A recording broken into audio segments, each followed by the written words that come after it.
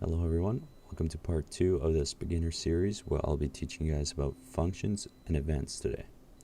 So to get started, let's head over to Server Script Service and click this plus arrow to insert a script. Now in the Server Script Service, this here we can insert multiple different kinds of scripts like a normal script or a module script or other script associated items like folders, which can only be accessed by the server.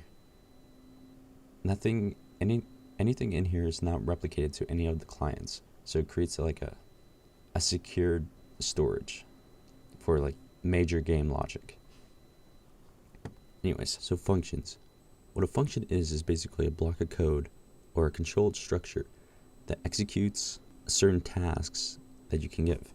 So to define a function, we simply just put local function. And we need to set a variable name for this function, and it can be whatever you want. For this example, we'll just go my function. And to end it off, we just simply put these two parentheses. I'm not sure why this red bar is here, but it's indicating an error. So to end the function, we just simply put end right here. So this here is a function. Now, anything that we write in between this first statement and this last end statement will execute this line of code. So if we want to print, just say hello, for example, when we call upon this function, it will print hello. And if we just hit run, just to show you, you can see that nothing happens in the output. That's because we need to call this function. So to call a function, you simply just type out the function's name and add these two parentheses at the end. As you can see, when we hit run, it will now print hello in the output. So another aspect or element part of functions are parameters. Now parameters are basically undefined variables. So any kind of argument can be passed to these parameters and be used in our function. So to create a parameter, we can simply put parameters up here, and these parameters can be whatever. So let's just create an addition statement just to demonstrate. So local sum equals 1 plus 2. And we print the sum. We will see that we get 3 in our output. I'm not sure why I didn't actually, because we didn't call the function. And we get 3 in our output. Now, what if we want to add any two numbers that we pass, not just 1 and 2? Well, we set that up with parameters. So if we want to add two numbers, for an example, we can say number 1 and number 2. And we use this comma to break up each argument or each parameter. Now, for the sum, we can just add these numbers. So we'll call number 1 plus number 2. So any number that we pass here to this parameter will be added here. And you can see there's no error, but there's nothing defined yet. But when we run it, it will cause an issue because there's no argument being passed to the parameter. So when we call our function, we need to pass an argument. So if I want the number 5 and 7 to be added, these are your arguments, and these arguments get passed to the parameters in order. So just looking up here, you can see number 1, A. So this is your first argument. So your first argument can be whatever you want it to be. It can be any kind of data type. So I want it to be 5, separated by a comma. Now I'm passing a second argument. My second argument is going to be 7. So now when I call this function, I'm sending these arguments to the parameters. So 5 is number 1, and it's going to be added here to number 2, which is 7. So number 7 gets here to number 2, and you're going to add 5 and 2, and you print the sum of it, and you're going to get 12. as you can see at the bottom. Another way you can print it out is not by just putting print down here, but putting print outside of here. But in order to do this, if I want to print the function, or print the sum of this function, I'm just going to delete this here. I'll go print my function and the sum two parameters I want it to be added, or the two arguments I want to be added. So in this print, we have a parentheses and parentheses at the end, and inside of it is this function, or this function here. So when we try this, it's not going to work. It's not. That's because there's no value being returned. So to return the sum, we simply return, or print return. And return sends back any kind of variable that we want. So I want to return the sum. So what is happening here is that the return keyword returns a computation, meaning something that's been calculated, such as this calculation right here, and it's going to return it to our function that's being called. So when I call this function, I'm sending two arguments to the parameters, and I'm returning a computation in return. So if we hit run, we'll get 10. So we send in 2, we pass 2 here, pass 8 here, and we add 2 plus 8 and get a sum of 10. And we're returning 10 back to this print. So 10 gets sent back here, and it's going to print 10. Now, another important element that ties in with functions are events. Now, an event is something that happens in Roblox that gets triggered by a certain action. So let's just delete all this.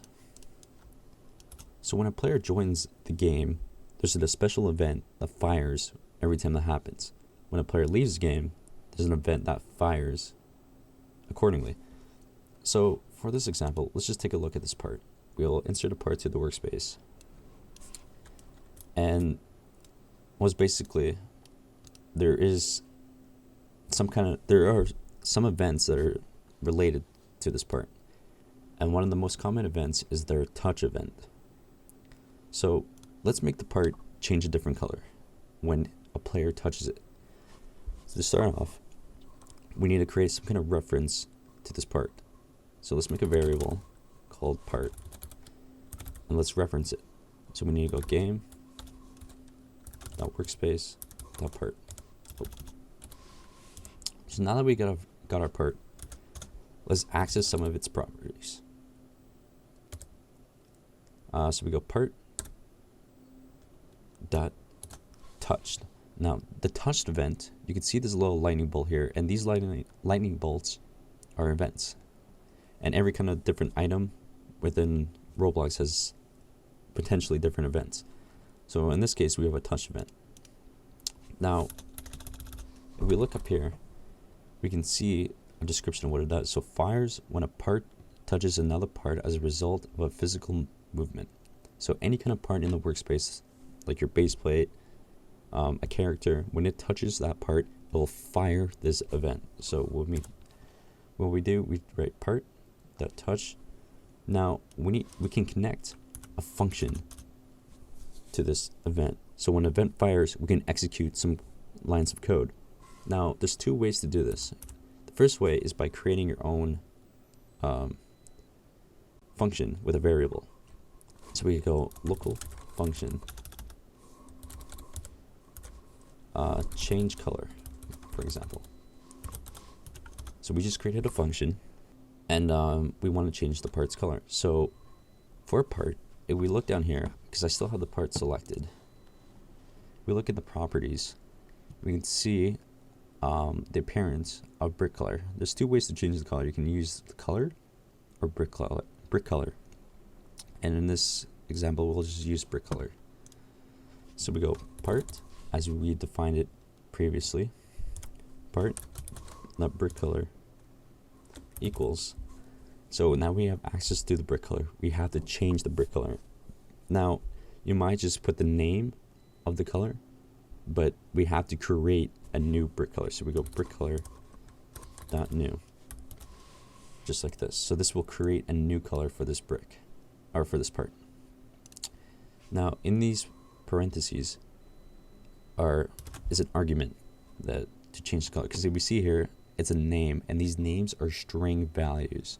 So we need to put a string, a set of text here, to pass for the argument. So let's say we want to make the part yellow. So we look here, we can see this little color palette that shows us all the different kind of colors with these certain names. So if I want this yellow, it's called new yeller. So I would simply put new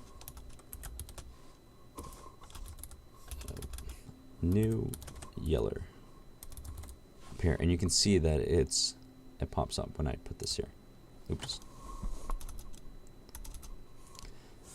So now to connect this function to this event, we simply put colon connect, and inside these parentheses we put it in our function. So we go change color, and now you can see we don't need these set of parentheses at the end here, as we did like if we just went like this. We need the parentheses here, but when it's in a connect function here, you do not need to put the parentheses.